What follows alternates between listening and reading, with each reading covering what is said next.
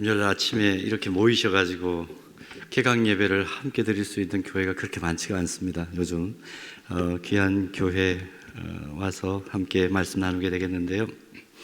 사도행전 2장 42절 47절 말씀을 함께 읽었습니다. 이제 그냥 화면 띄워주시면 좋겠습니다.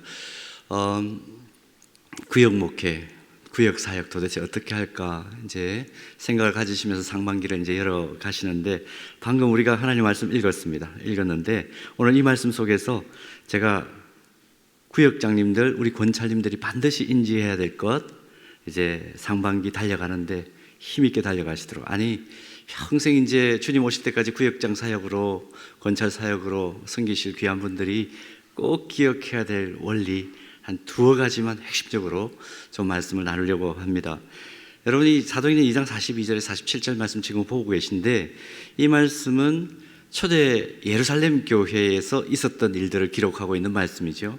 자, 중요한 건 이것입니다. 초대교회 성도들은 모였을 때마다 뭘 했을까? 42절에 보이시나요? 그들이 뭘 받았다고요? 사도의 가르침을 받았다고 그랬습니다. 첫 번째는. 두 번째는 교제하는데 어떤 교제를 했다고요? 떡을 나누는 교제를 했습니다. 그 다음에 세 번째는 뭐 했습니까? 기도하기를 힘쓰니라.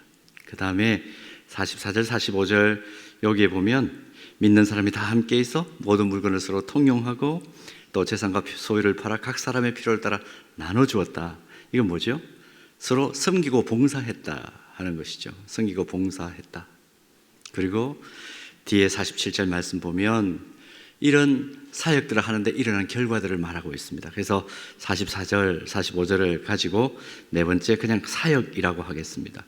그러니까 섬기고 봉사하는 가운데 계속해서 또 복음이 전해지는, 한 손에는 사랑을 가지고 섬기고 또 한 손에는 복음을 가지고 섬기는, 그래서 이것을 이렇게 표현하면 어떨까요? 봉사도 하고 전도도 했다. 그냥 사역을 이렇게 표현을 하겠습니다. 자, 여러분 머릿속에 들어오시나요? 그림이? 초대교회 성도들은 모일 때마다 말씀 나누고 긴밀하게 교제하고 그 다음에 또 뭐 했다고요? 집중력 있게 기도하고 마지막으로 뭘 했습니까?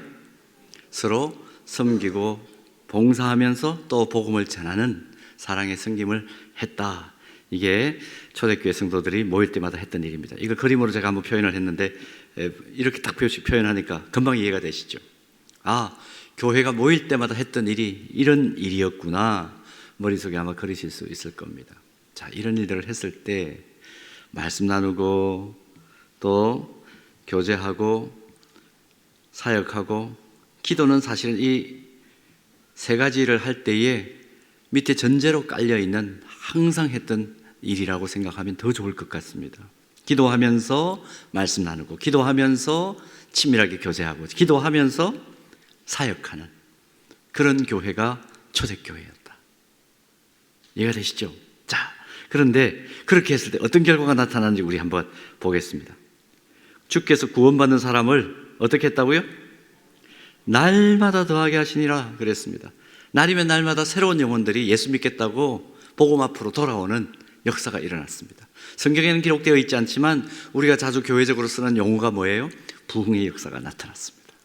부흥을 경험한 거죠.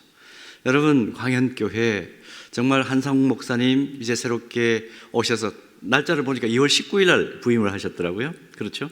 그래서 만 1년 되었습니다. 이제 정말 코로나도 끝나고 난 뒤에 이제 우리가 진짜 복음으로 생기 있게 사역할 수 있는 절호의 기회가 왔는데, 날이면 날마다 부흥을 경험하는 광현교회 되기를 주님의 이름으로 축복합니다. 자, 그러려면 어떻게 해야 되나요? 초대교회 모습을 따라간다면 뭘 해야 되나요? 서로 모일 때마다 말씀 나누고 교제하고 사역하는 이 일, 뭘 전제로? 기도하면서. 이 일을 게을리 하시면 안 됩니다. 이 일을 소홀히 하시면 절대로 안 됩니다. 여기에 집중력을 발휘하셔야 됩니다. 그러기 위해서 구역 모임이 세워졌고, 구역이 편성되었고, 구역장님들이 세워졌고, 권찰님들이 세워진 것입니다. 자, 그런데 여러분, 중요한 또 원리 한 가지를 이 초대교회가 부흥했던 원리 가운데 또 하나 발견하는데, 그게 뭐냐 하면 46절에 나옵니다. 날마다 마음을 같이하여 어디에 모이기를 힘쓰고 성전에 모이기를 힘쓰고, 또 어디에 모였다고요? 집에서 모였어요. 자, 두 가지 원리를 기억하셔야 됩니다. 모여서 했던 일과 어디에서 모였느냐. 자, 이 그림을 또 이렇게 한번 보여드리겠습니다. 날마다 마음을 같이 어디에 모이기를 힘쓰고 성전에 모이기를 힘쓰고, 또 어디에서 모였다고요? 집에서 모였다. 각 집에서. 집이 교회가 된 거예요. 이 두 가지 영역에서 모이는 것을 날마다 마음을 같이하여 애썼다. 그게 초대교회였다. 이제 원리가 정리가 되시죠? 여러분, 정리 다 되셨다고 다 대답하셨으면 제가 여기서 그만두려고 그랬습니다. 여러분, 이 원리는 대단한 원리입니다. 잘 정돈을 해보세요. 모일 때마다 말씀 나누고 교제하고 사역하고 그 모든 일을 하는데 항상 기도하면서 그 일을 했다. 그게 첫 번째 원리고, 또 하나의 원리는 부흥을 경험하는 데 있어서 어디서 모였다고요? 성전에서 모이는 것과 집에서 모이는 것을 어떻게 해요? 제가 이렇게 써놨잖아요. 균형 있게 강조했다. 이게 초대교회가 부흥한 원리예요.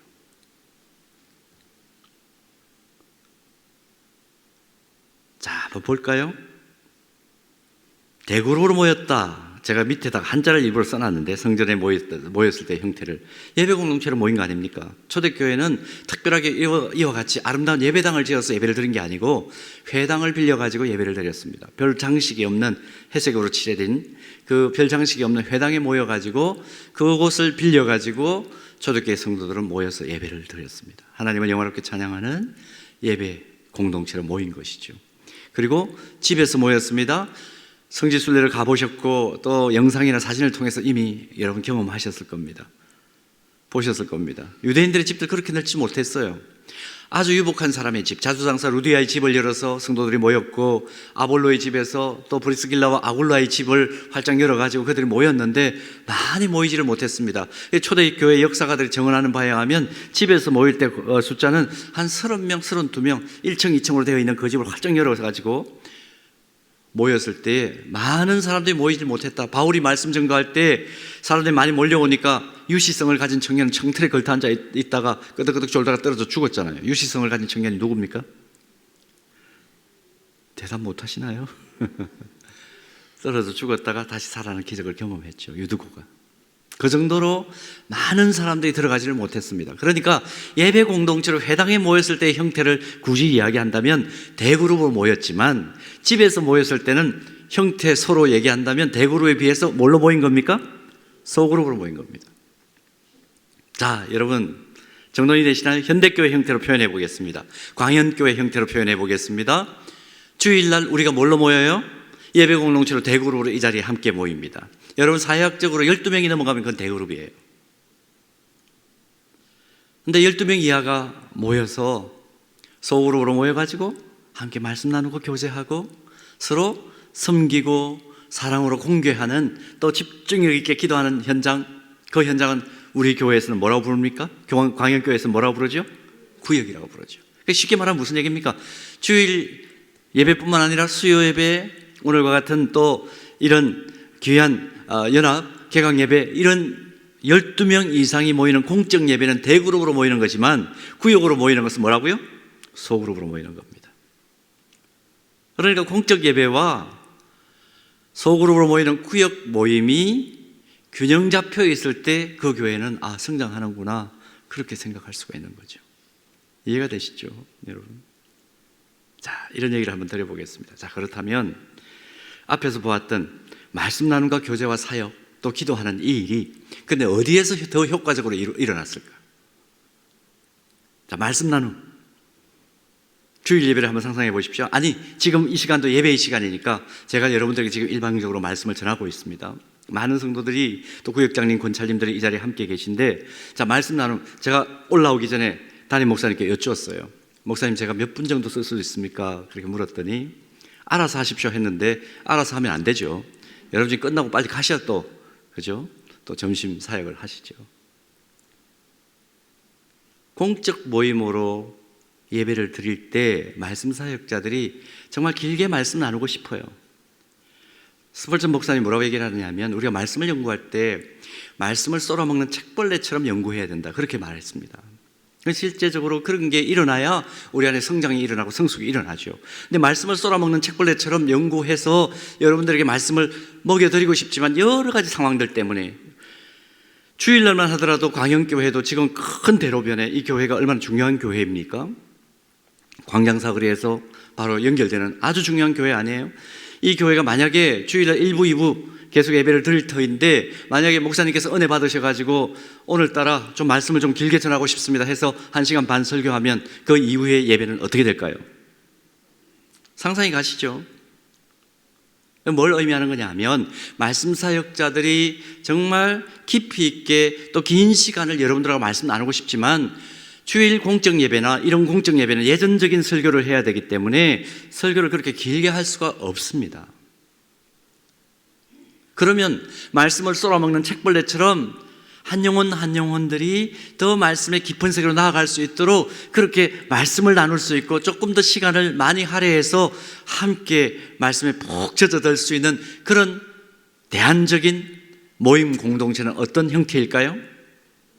어떤 형태일까요? 대답해 보십시오. 소그룹이죠. 자, 아직까지도 중립적인 소그룹이라고 표현을 하시는데 더 확실하게 대답해 보십시오. 어디입니까? 광영교회에서는? 그런데 구역 모임 열심히 하세요? 좋습니다. 확신 있는 분이 있으셔서 얼마나 좋은지. 말씀 나눔도 훨씬 효과는 어디에서 일어날 수 있느냐 하면, 대그룹도 물론 당연히 예배 공동체로서 중요합니다. 그런데 말씀을 썰어먹는 책벌레처럼 정말 우리가 말씀의 단맛을, 깊이 있는 맛을 느끼기 위해서 꼭 필요한 모임이 어디냐 하면 구역 모임이에요. 초대교회는 이 비결을 알았던 거죠. 그래서 말씀의 본질로 계속 들어갈 수 있었던 것입니다. 자, 교제 어디에서 원활하고 어디에서 더 친밀하게, 더 친숙하게 일어났을까요? 아까 초대교회 모습 보니까 교제를 하는데 어떤 교제까지 했다고요? 떡을 나누는 교제를 했습니다. 저도 이제 이 자리에 오면서 광영교회는 과연 예배 시간에 마스크를 벗는 분들이 몇 %나 될까 좀 기대하면서 왔는데, 역시 아직까지도 마스크를 많이 착용하고 계시네요. 여러분 옆에 분들에게 이렇게 한번 인사하겠습니다. 제가 인사법 하나 가르쳐 드릴게요. 얼굴을 뵈니 힘이 납니다. 그렇게 한번 인사하겠습니다. 근데 마스크로 입이 가려져 있으니까 얼굴이 다 안 보이죠, 사실은. 한 번 더 인사할까요? 얼굴을 뵈니 밥맛이 납니다. 근데 말씀이 좀 짧은 분이 계시네요. 얼굴을 뵈니 밥맛. 그러면 뜻이 변질되죠. 여러분, 사람에게는 친밀하게 교제하기 위해서 의사소통하는 방법이 몇 가지 있습니다. 근데 첫째로 친밀해지기 위해서 의사소통하는 방법은 뭐냐면 말이죠, 말. 우리가 말로 의사소통을 하는데, 말로 일어나는 의사소통은요, 전체 100%를 놓고 100%라고 할 때 말로 일어나는 의사소통은 7%밖에 안 된다고 커뮤니케이션 전문가들이 얘기합니다. 그 다음에 두 번째가 뭐냐 하면 액션이에요. 몸짓 발짓 한다, 그런 얘기 우리 하죠. 그러니까 행동을 통해서 일어나는 의사소통이 몇 %냐면 한 38% 돼요. 나머지 몇 %입니까? 빨리 계산해 보십시오. 절반 이상인 55%가 뭘 통해서 일어나냐 하면, 여러분, 말 그대로 표정입니다. 표정. 이게 이제 100%의 의사소통이 일어나는 세 가지 커뮤니케이션 방법이라고 그러는데, 그동안 우리가 코로나 팬데믹 때문에 우리의 상황이 어땠나요? 여러분, 이 그림 한번 보시겠어요? 이게 우리의 형편 아닌가요? 원만한 의사소통이 일어나지 않았어요. 특별히 대그룹 안에서는 더 그렇습니다. 자, 인사법 하나 더 가르쳐 드릴게요. 옆에 분들에게 당나귀 이렇게 한번 인사해 보겠습니다. 당나귀. 무슨 뜻인 줄 알고 지금 따라 하십니까? 당신은 나에게 참 귀한 존재입니다. 귀한 분입니다. 뜻이 좋죠? 옆에 분들에게 할 수 있는 들 한번 해보세요. 당나귀 인사 한번 해보세요. 좋아가지고 이제 자꾸 하시는데, 자꾸 하시면 무슨 뜻으로 변질되느냐 하면 당신은 나에게 귀찮은 존재입니다. 그렇게 변질이 됩니다. 자, 중요한 거는 앞에 우리 찬양 오늘 해주신 우리 여성중창단에서 계시는 우리 권사님이 저기 지금 뒤쪽에 앉아 계시는 구역장님에게 좀 생각을 나누고 싶고 마음을 나누고 싶고 기도 제목을 물어보고 싶어요. 당나귀라고 인사하면서 하실 수 있나요? 물리적으로 이런 공간 안에서 불가능하죠. 대그룹의 한계입니다. 소그룹은 어때요? 여러분, 원만한 의사소통이 일어날 수 있는, 표정을 함께 볼 수 있는 유일한 대한 공동체가 어디냐 하면 소그룹이에요. 그러니까 광연교회가 정말 생명 안전망으로서 한 영혼 한 영혼들의 사람에게 앓는 고통과 흘리는 눈물과 그들의 기도 제목을 함께 나누려면은 어떻게 해야 되나요? 대그룹으로 열정적으로 모여야 합니다. 이와 같이 힘있게 모이셔야 돼요. 근데 그와 동시에 정말 광연교회가 생명 공동체로 거듭나려면 어떻게 해야 되나요? 함께 당신은 나에게 참 귀한 존재이고 그렇기 때문에 당신이 하나님 앞에 날마다 마음의 소원을 안고 부르짖는 그 기도 제목 내가 함께 기도해 드리고 싶습니다. 그 얘기를 어떤 구조에서 나눌 수 있나요? 대답해 보십시오. 아직도 중립적으로 얘기하시는데 어디예요? 구역입니다. 여러분, 구역 사역이 왜 중요한지를 다시 한번 잘 생각해 보십시오. 초대교회는 이 원리를 알았던 거예요. 초대교회는 대그룹으로 모여서 하나님을 영화롭게 찬양하고 온 회중들이 은혜의 보좌 앞으로 함께 나아가는 그 감격도 느꼈을 뿐만 아니라 집에서 모여서 함께 작은 숫자들이 얼굴과 얼굴을 대하여 보면서 서로 표정을 읽어내면서 야, 너 표정 보니까 지난 주간에 지옥에서 출장 나왔구나. 그걸 쉽게 사람이 표정을 보면 어때요? 알잖아요. 아, 저 영혼 뭔가 좀 핍절한 것 같은데 내가 좀 도와줘야 되겠다. 지금이 딱 학생들 개학철이죠. 그래서 오늘 저녁에도 여러분들 백투더스쿨 금요기도회로 모인다 그러는데요. 지금이 굉장히 중요한 때입니다. 정말 중요한 때입니다. 학생들에게. 저희도 오늘 저녁과 내일 새벽 계속해서 모일 텐데요. 우리 교회도. 여러분, 지금 자녀를 한 번도 품에서 떠나보낸 적이 없는데 아이가 어쩔 수 없이 지방에 있는 대학을 갈 수밖에, 전공을 따라서 갈 수밖에 없는 상황이에요. 어머니가 어떨까요? 어머니의 심정이 어떨까요? 저거 제대로 밥이나 먹고 다니겠나? 별별 생각이 다 있죠. 지금 한국의 크리스천 대학생들 한 14% 된다 그러는데 그 20대들이 그 중에 지금 교회를 나가지 않고 그냥 가나안 성도로, 가나안 거꾸로 하면 안 나가죠. 교회를 나가지 않고 나는 신앙은 있습니다. 그런데 교회를 나가지 않습니다 하는 사람들이 47%나 됩니다. 저거 지역에 가가지고 내려가가지고 또 엄마 시각에서 벗어나고 아빠 시각에서 벗어나면 교회나 제대로 다니겠나? 염려되지 않으세요? 이거 아무 염려가 없나 보죠.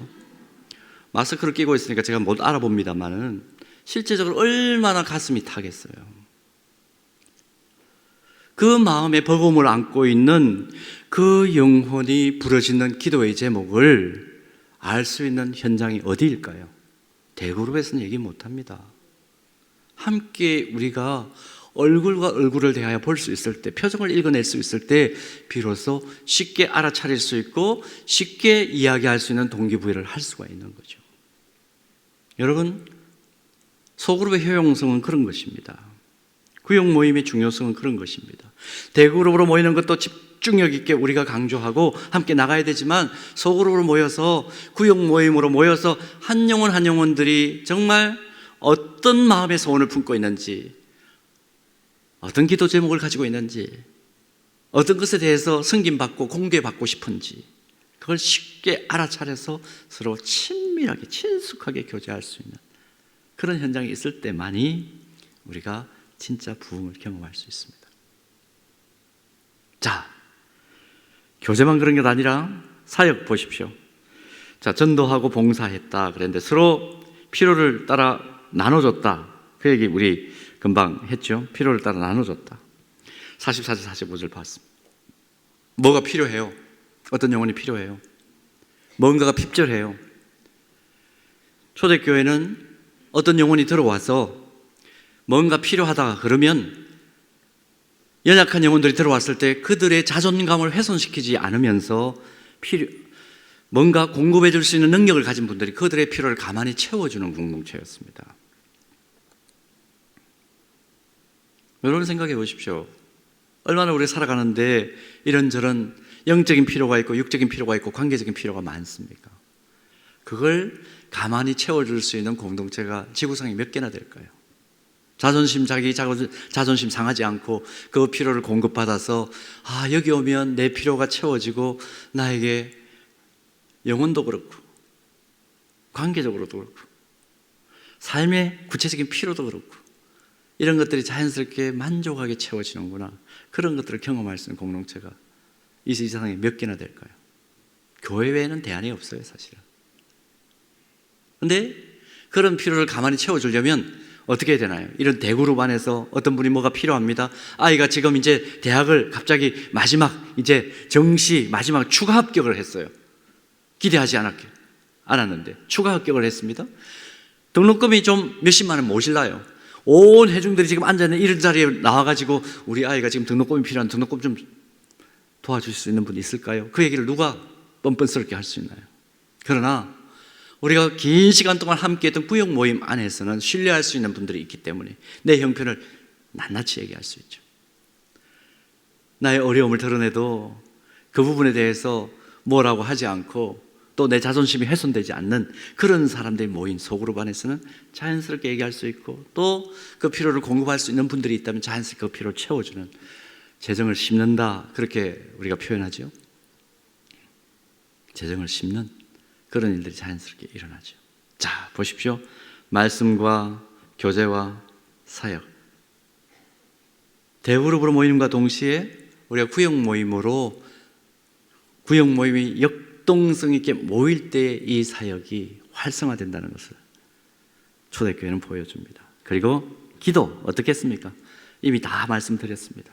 집중력 있는 기도, 허공을 치는 기도가 아니라 한 영혼들이 하나님 앞에 엎드려서 애소하는 그 기도를 구체적으로 드릴 수 있는 현장은 대그룹보다는 훨씬 더 소그룹에서 강력하게 일어날 수 있습니다. 자, 여러분, 이 제1의 원리, 제2의 원리를 융합해서 제가 말씀드렸는데 잘 기억을 하셔야 됩니다. 그런데 제가 47절을 말씀드리면서 이 부흥만 얘기를 했는데요. 근데 이 부흥이 일어난 아주 구체적인 이유가 47절의 기록이 또 앞부분에 되어 있습니다. 또 온 백성에게 뭘 받았다고요? 칭송을 받았다. 쉽게 말하면 이런 얘기입니다. 초대교회 그 상황으로 제가 말씀을 드려볼게요. 예수 믿지 않는 사람들이 있어요. 근데 교회 하여튼 주변에 사는 사람들이에요. 근데 한 집안에 진짜 어려운 일이 생겼어요. 누군가가 선의를 가지고 도와주지 않으면 안 되는 그런 상황이 발생을 했습니다. 근데 그 옆집에 사는 사람이 예수 안 믿는 사람이에요. 복음을 아직 모르는 사람이에요. 근데 그 사람이 그렇게 얘기를 해주는 겁니다. 야, 너 정말 어렵구나. 너 그 어려움, 내가 소문을 듣기에 저기 예루살렘 교회라는 데를 가면 자연스럽게 네가 가지고 있는 여러 가지 어려움, 좀 도움을 받아야 될 부분들이 채워진다 그러는데 너 딴 데 가지 말고 예루살렘 교회 한번 가보지 그러냐? 이렇게 얘기를 해주는 겁니다. 자, 여러분, 광영교회를 놓고 한번 다시 대입을 시켜보십시오. 주변에 계시는 어느 분이 갑작스럽게 어려움을 당했어요. 누군가 도와주지 않으면 안 될 상황을 맞이했습니다. 근데 옆에 사는 이웃이, 그분도 교회를 다니지 않는 분이에요. 근데 그분이 그렇게 얘기를 하는 거예요. 너 지금 당하고 있는 그 어려움 광현교회 가면 해소될 것 같다. 내가 소문을 들었는데 광현교회 가면 그런 어려움들을 채워주고 대가를 바라지 않고 섬겨준다 그러더라. 너 딴 데 가지 말고, 주민자치센터 가지 말고 광현교회 한번 가보지 그러니, 그 얘기를 누가요? 예수 믿는 사람이 하는 게 아니고 예수 믿지 않는 사람이 해주는 겁니다. 여러분, 지금 우리 개역 개정판은 온 백성에게 칭송을 받으니 이렇게 번역이 되어 있지만, 우리 과거에 봤던 개역 성경에는 이 구절이 어떻게 번역이 되어 있느냐 하면 좋은 소문이 났다, 그렇게 번역이 되어 있습니다. 좋은 소문이 났다. 왜 초대교회 예루살렘 공동체가 계속해서 부흥을 경험할 수 있었을까? 날이면 날마다 새로운 영혼들이 들어올 수 있었을까? 저기 가면 변화받는다. 저기 가면 힘든 사람들이 힘을 얻더라. 저기 가면 연약한 사람들이 다시 살 소망을 얻더라. 그게 소문이 났다는 겁니다. 여러분, 오늘 구역장님들, 권찰님들 잘 기억하십시오. 여러분들의 사역이 결국은 광현교회의 소문을 좌우하게 될 것입니다. 잘 생각해 보세요. 자, 정리해 볼까요? 우리가 사도행전 지금 2장 42절 47절 가지고 얘기를 나눴는데 잘 보세요. 이 두 가지 원리가 잘 융합이 되어서 좋은 소문이 날 때 우리에게는 부흥이 일어날 수 있구나. 자, 그런데 구역 모임을 이제 성경적으로 제가 좀 살펴봤는데 사회학적으로 조금 얘기를 해보겠습니다. 인간에게는요, 근본적인 욕구가 있어요. 한 번 생을 하는 데 있어서 내가 꼭 이것은 한번 경험했으면 좋겠다 하고 모든 사람들이 보편적으로 가지는 감정이 있습니다. 그게 뭐냐 하면 그냥 혼자 내가 이 생을 살다가 그냥 끝내버리는 것이 아니고 하나님께서 벌써 우리 인간을 지을 때에 관계 지향적으로 지었기 때문에 어떤 공동체에든지 소속되고 싶어하는 욕구가 다 있습니다. 이걸 가리켜서 소속감이라고 부릅니다. 누구에게나 이 감정은 다 있어요. 어느 공동체든 난 좀 소속돼가지고 그 공동체 일원으로 살고 싶다 하는 그 감정을 다 누리고 싶어 합니다. 자, 그래서 교회도 오는 거죠. 그래서 교회도 오게 되면 자, 어느 공동체에 이제 등록이 돼가지고 교회 등록이 돼가지고 우리 일원이 됐습니다. 근데 사람들이 그것으로 만족하지 않습니다. 그 공동체 안에서 사람들로부터 받아들여지고 있다는 느낌을 가지고 싶어 합니다. 아, 당신은 우리 교회 공동체에 소속된 사람이군요. 객관적인 어떤 자료만 가지고 있기를 원하는 것이 아니라 실제적으로 함께 소속된 사람들로부터 당신 우리 공동체 안의 일원이야. 그러니까 내가 항상 함께 만나줄게. 그런 표현을 듣고 싶어 합니다. 이걸 가리켜서 뭐라고 그러냐면 받아들여지고 있다는 느낌, 수용감이라고 그럽니다. 자, 이게 자연스럽게 주어지면 그 다음에 따라 나오는 감정이 뭐냐 하면 안정감이에요. 아, 이곳에 오면 나를 받아들여주는 사람이 있고 나를 이해해주는 사람이 있어서 난 참 그곳에 가면 마음에 평온함을 얻어. 이렇게 사람들이 얘기를 합니다. 이걸 뭐라고 부르냐면 안정감이라 그럽니다. 여러분, 구역장님들, 권사님들도 똑같지 않습니까 지금? 그렇죠? 광현교회에 오면 뭐가 있어요?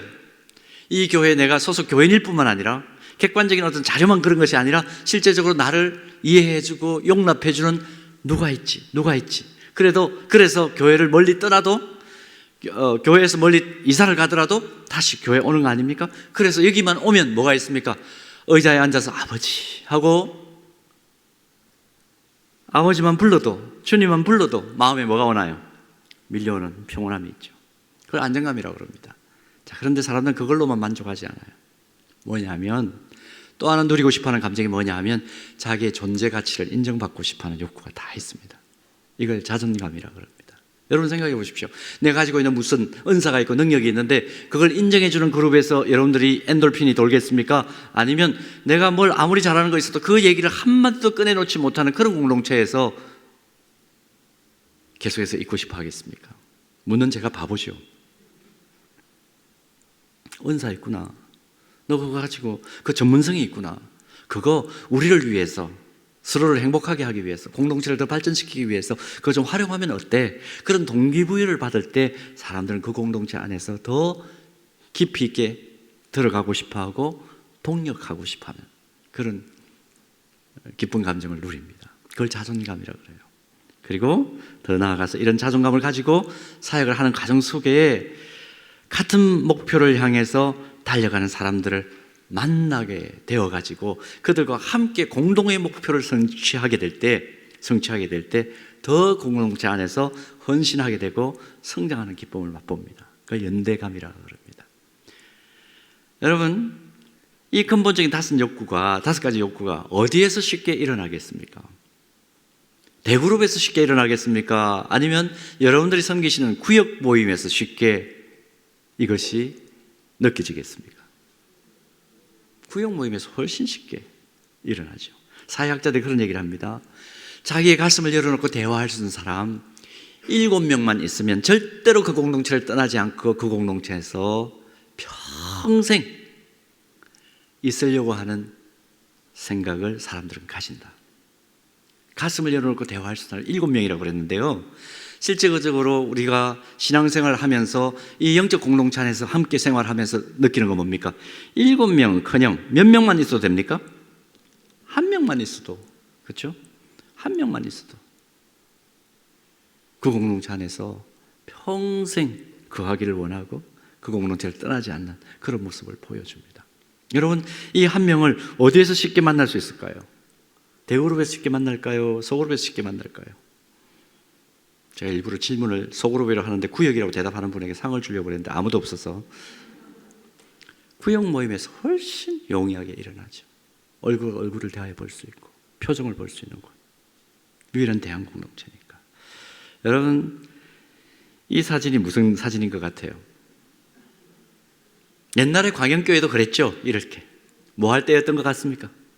새벽송 준비하고 크리스마스 행사 준비하고 그럴 때 난로가에 둘러 앉아가지고 찬송 부르고 성경 암송하고 연극 연습하고 그랬던 기억이 있는 분들은요, 연세가 들면 다 교회로 돌아와요.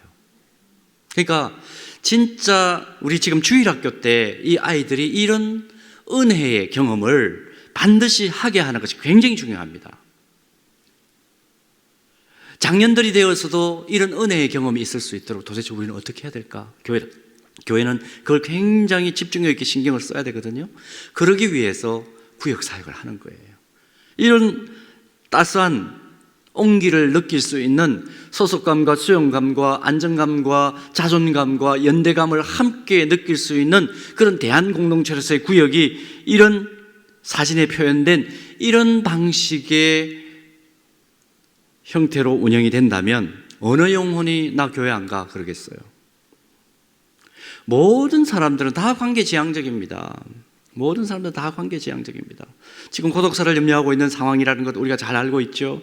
아이들은 점점점 적게 태어나기 때문에 사람이 사람을 그리워하는 형태로 가고 있습니다. 그러니까 사람들이 지금 자기의 이야기를 들어줄 사람이 없으니까 지금 사람들이 어딜 가요? 점집을 그렇게 많이 가요. 여러분, 점집에 가면 점쟁이들이 하는 일이 뭡니까? 그 사람들이 뭘 얘기해 주는 게 아니라 지금 가만히 보면 계속해서 여러분 추적해 보세요. 점집에 가면 점쟁이들이 하는 일 다른 거 아니에요. 일단 얘기해 보라 그럽니다. 당신 얘기해 보라고. 그리고 얘기를 들어주는 일을 점쟁이들이 합니다. 그래서 사람들이 점 보러 갔다가 자기 이야기를 계속해서 하다가 울기도 하고 해서도 하고, 요즘 TV 프로그램에 그 프로그램이 참 어떻게 보면 점집을 활성화시키는 요인 중에 하나인 것 같은데, 요즘 서장훈이란 그분은 요즘은 완전히 뭐 연예인이 됐더라고요. 그 사람하고 또 누구 한 사람하고 해서 무엇든지 물어보세요인가요? 그런 프로그램 있죠. 프로그램 이름을 정확히 제가 갑자기 기억이 안 납니다. 내담자가 오면 다 얘기하라 그럽니다. 무조건 얘기해보세요. 뭐 때문에 왔는지 물어봅니다. 물어보면 다 와서 그 사람들이 얘기하는 거 듣고 이제 마지막 판단을 하죠. 믿거나 말거나 또 적용되거나 말거나 그런 방식으로 얘기해 주는 것을 우리가 봅니다. 근데 중요한 것은 뭐냐 하면 크리스천들도 점집을 간다는 거예요. 여러분, 어느 조사에서 나온 건데요, 10명 중에 7명 크리스천들에게 물어봤습니다.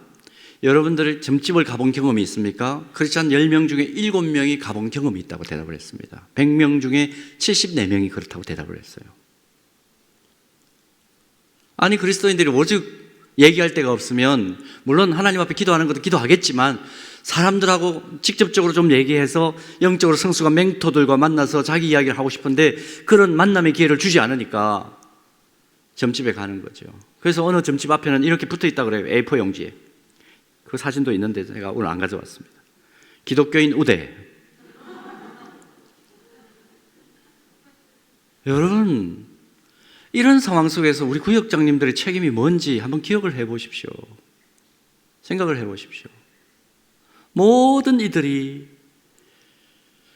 자기의 가슴을 열어놓고 대화하고 싶은 사람들을 만나고 싶어하고, 그래서 구역 모임에 집중력 있게 참여하고 싶고 역동성을 기대하는데 구역장님이 준비되지 않아가지고 허걱거리면서 그들을 영적으로도 돌보지 않고 목양적으로도 작은 목회자가 되어가지고 돌보지도 않고 그들을 그대로 놔두면 어떤 일이 벌어지는지, 이런 비정상적인 일들이 벌어지는 겁니다. 여러분, 정말 구역장의 역할이 얼마나 큰지 몰라요. 얼마나 큰지 몰라요.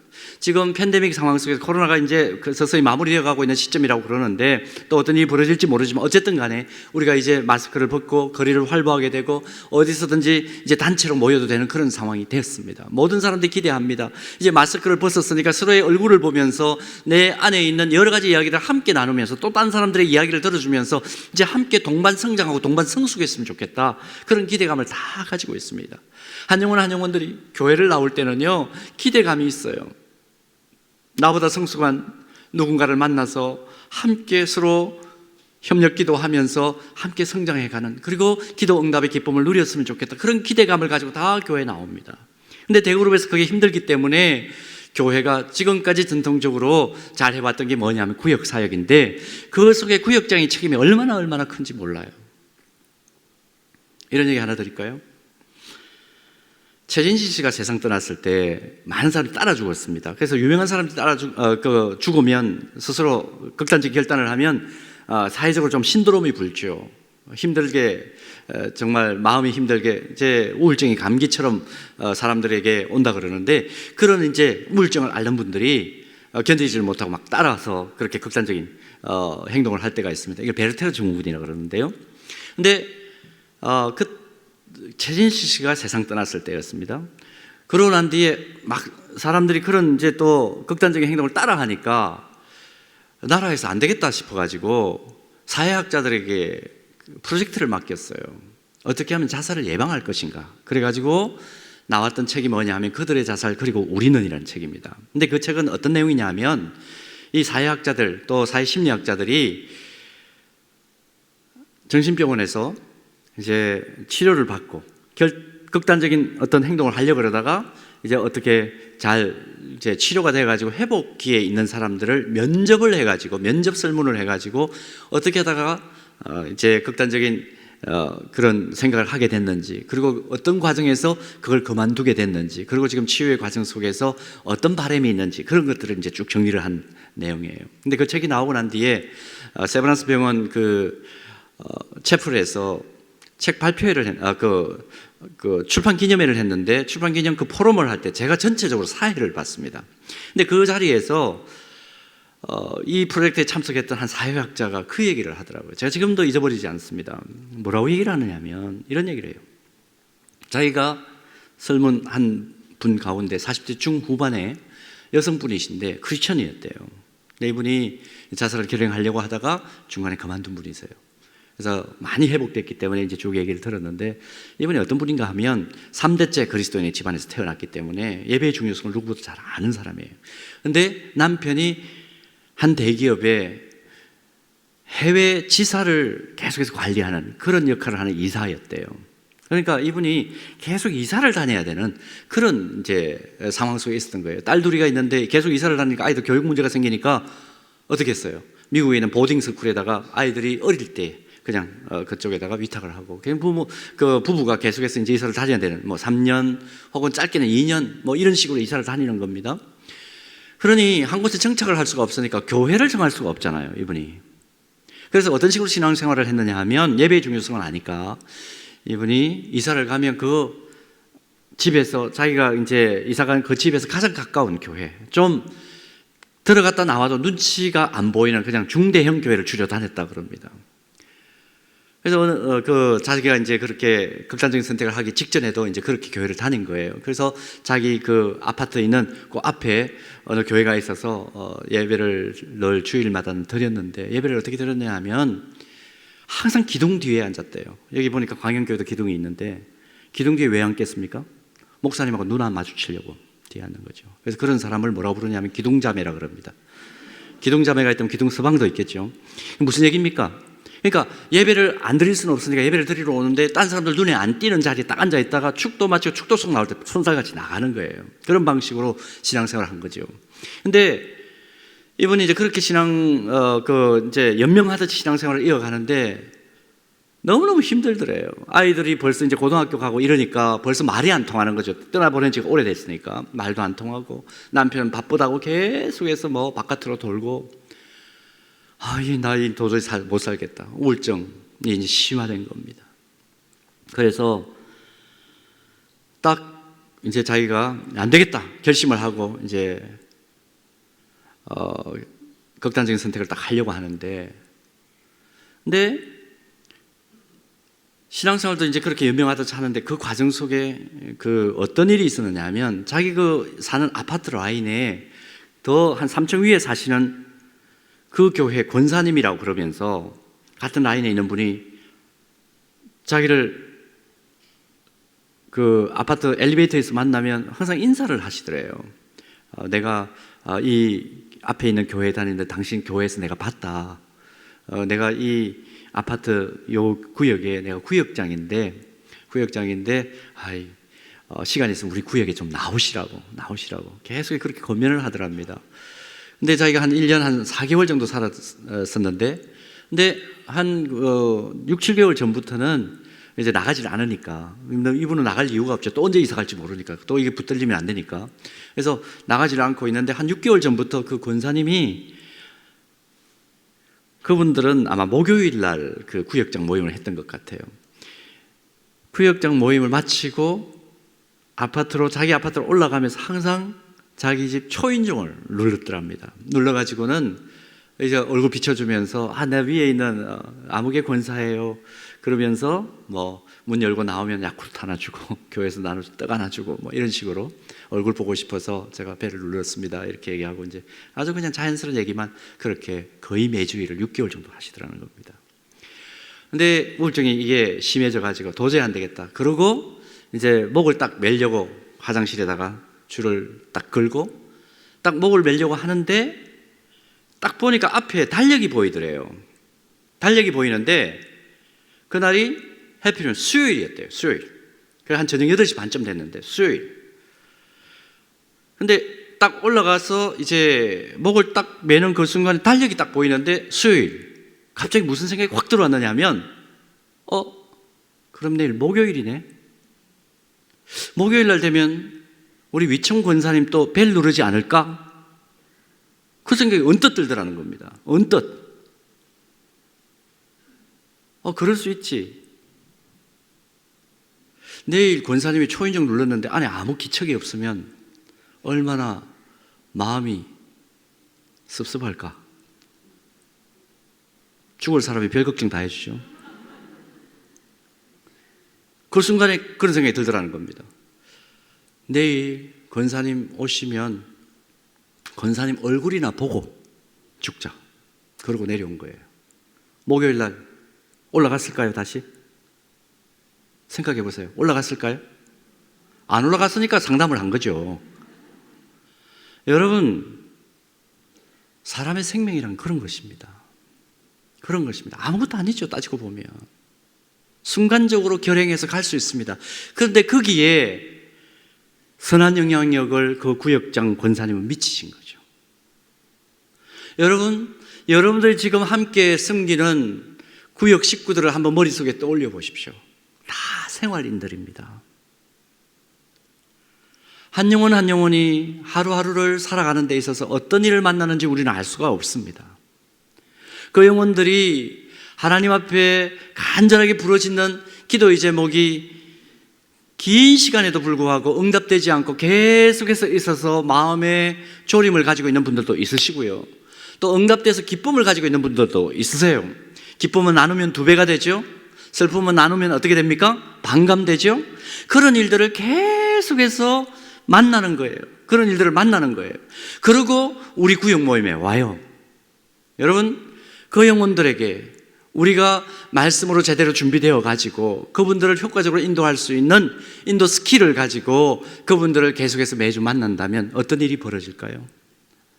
한 영혼 한 영혼이 진짜 제대로 하나님의 사람답게 살아갈 수 있도록 도와주는 강력한 역할을 구역장님과 건찰은 할 수 있는 겁니다. 그 일에 하나님께서 여러분들을 앞장 세우셔서 오늘 개강 예배를 드릴 수 있도록 인도해 주신 거예요. 여러분, 구역장의 역할이 얼마나 중요한지 모릅니다. 인간의 근본적인 5가지 욕구 말씀드리면서 마스크를 벗게 해서 그들의 마음을 읽어낼 수 있는 교회 안에서 유일한 역할을 할 수 있는 그런 사람들이 누구냐면 구역장님들이세요. 여러분들이 가소평가하지 마십시오. 여러분들의 역할이 너무너무 중요합니다. 자, 시간이 많이 없어서 제가 그냥 마지막 결론을 내리겠습니다. 여러분, 이 사진이 무슨 사진이냐면 아우슈비츠, 폴란드 아우슈비츠 감옥소에서, 그 수용소에서 살아남은 유대인들입니다. 이 히틀러가 패망했다, 이제 전쟁이 끝났다, 그 얘기를 듣고 이 사람들이 기쁨에 겨워가지고 살아남은 사람들이 자기들끼리 사진을 찍은 모습입니다. 여러분, 이 사람 가슴 지금 이렇게 내보이면서 하는 이게 뭐냐면 다윗의 별이에요. 나 유대인이다, 이게. 살아남은 유대인이다. 얼마나 자랑스럽겠어요. 여러분, 이 살아남은 사람들, 그 끔찍한 상황 속에서 동료들이 죽어나가고 가족들이 죽어나가는 상황 속에서도 끝까지 이 사람들이 생존했던 그 이유를 사회학자들이 나중에 다 조사를 했습니다. 결론을 이렇게 내렸어요. 아우슈비츠에서 살아남은 자들, 어떤 사람이 살아남았을 것 같아요? 강력한 멘탈을 가진 사람, 강력한 정신력을 가진 사람이 살아남았다? 아니었습니다. 누가 살아남았느냐? 안정된 짝을 가진 사람, 가슴을 열어놓고 언제든지 시시각각 죽음의 공포가 밀려오지만 그 중에서도 함께 교제하고 사랑을 나눌 수 있는, 깊이 있게 마음을 열어놓고 대화할 수 있는 누군가를 가진 사람들이 다 살아남았더라. 이게 결론입니다. 여러분, 어떤 분들에게는 이 세상이 지금 아우슈비츠 같을 거예요. 여러분 구역 식구들 가운데. 물론 어떤 분들에게는 천국과 같이 미리 천국을 경험하는 분들도 있으시겠죠. 그러나 다 그런 것만은 아닐 겁니다. 여러분들에게 맡겨진 한 영혼 한 영혼들을 생각해 보십시오. 그들이 어떻게 생기 있게 더 하나님께서 기대하는 모습으로 성장하고 성숙하는 모습을 우리가 함께 볼 수 있을까요? 구역장 여러분들께서 먼저 그들의 안정된 짝이 되어 주십시오. 거기 위에는 방법이 없습니다. 오늘 새롭게 상반기를 시작하면서 어떤 결심을 해야 될 것인지 잘 정돈하시면서 이번 상반기뿐만 아니라 주님 오실 때까지 하나님께서 건강 주시고 지혜 주시고 또 힘을 주셔서 여러분들을 리더십을 가지게 하시고 구역장으로, 권찰로 세우셨을 때 누군가에게 나 그 구역장 때문에, 나 그 구역 권찰님 때문에 내가 지금 여기 있습니다, 그런 간증이 터쳐나오게 되기를 주님의 이름으로 축복합니다. 기도하겠습니다. 하나님 아버지, 귀한 하나님께서 세우신 이 광연교회에 앞장서 세우신 구역장님, 권찰님들 오늘